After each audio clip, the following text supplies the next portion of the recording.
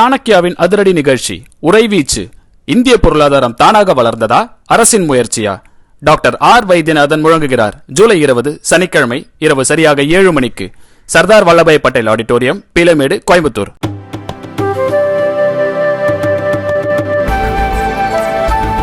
கர்நாடக மாநிலத்தில் பெய்து வரும் கனமழை காரணமாக கபினி மற்றும் கிருஷ்ணராஜசாகர் அணைகளில் இருந்து உபரி நீர் அதிக அளவில் காவிரி ஆற்றில் திறந்துவிடப்பட்டுள்ளது.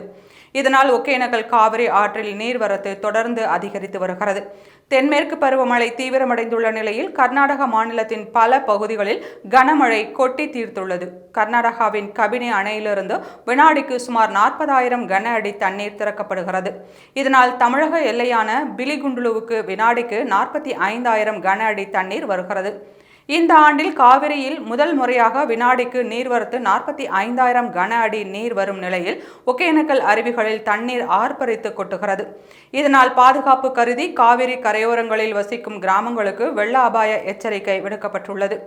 அதோடு அருவியில் சுற்றுலா பயணிகள் குளிக்கவும் பரிசல் இயக்கவும் மாவட்ட நிர்வாகம் விதித்த தடை தொடர்கிறது. காவிரி கரையோரங்களில் வருவாய் மற்றும் தீயணைப்பு மற்றும் மீட்புத்துறை அதிகாரிகள் தொடர் கண்காணிப்பில் ஈடுபட்டுள்ளனர். தமிழகத்திற்கு வழங்கப்பட வேண்டிய நீரை திறந்துவிட கர்நாடக அரசு மறுத்து வந்த நிலையில் தற்போது கனமழையால் காவிரியில் நீர்வரத்து அதிகரித்துள்ளது.